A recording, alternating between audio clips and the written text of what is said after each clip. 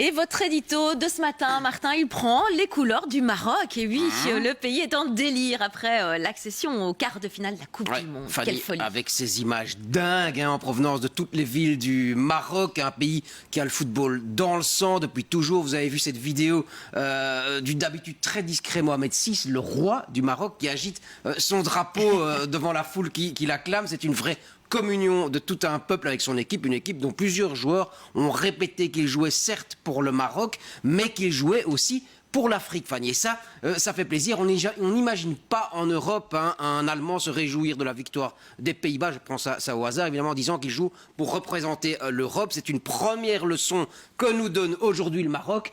La solidarité. Ouais, et une autre leçon que nous donne le Maroc est en train de nous donner finalement, c'est celle de la tolérance aussi et de l'ouverture aux autres cultures. Oui, et ça va faire bizarre au père la morale que nous sommes parfois, mais l'ouverture aux autres cultures, aujourd'hui, elle est dans cette formidable aspiration de joueurs binationaux, des jeunes qui sont nés partout en Europe, en Belgique, en Espagne, en Allemagne, aux Pays-Bas ou bien encore en France, qui y ont été formés, éduqués, mais qui choisissent de se tourner vers le Maroc, le pays de leurs origines, vers l'Afrique, parce que leur rêve et la grandeur, Fanny, ne sont plus exclusivement européens. Prenez Achraf Hakimi, qui a grandi, qui est né en Espagne. Il a choisi de jouer pour le Maroc parce que, dit-il, c'est là qu'il se sent le plus enraciné, en phase avec son passé. Prenez Selim Amala, qui est né à Outrage, ici en Belgique, où les jeunes Bilal El Kanous et Anas Zarouri, l'un est né à Strombeek-Bever, ça ne s'invente pas, l'autre à Malines. L'un et l'autre ont joué dans les équipes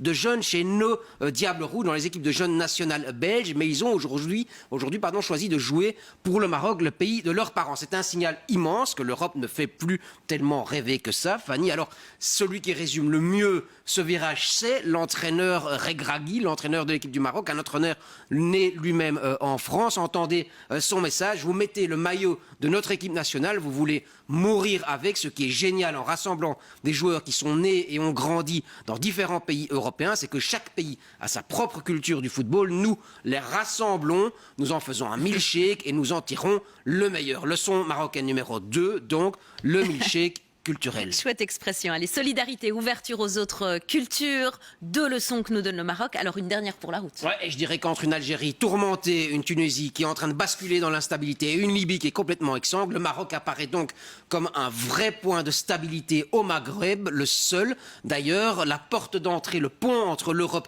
et l'Afrique. Et ça, il faut le dire, il faut le répéter, il faut entretenir et renforcer nos liens avec un pays jeune qui se réforme sans discontinuer année après année. Le Maroc, champion du monde, Fanny, ça commence aujourd'hui. Ah oui, ça y est, les quarts de finale. On sera derrière eux aussi. On les encourage, évidemment, cette belle équipe du Maroc. Merci pour cet édito, Martin.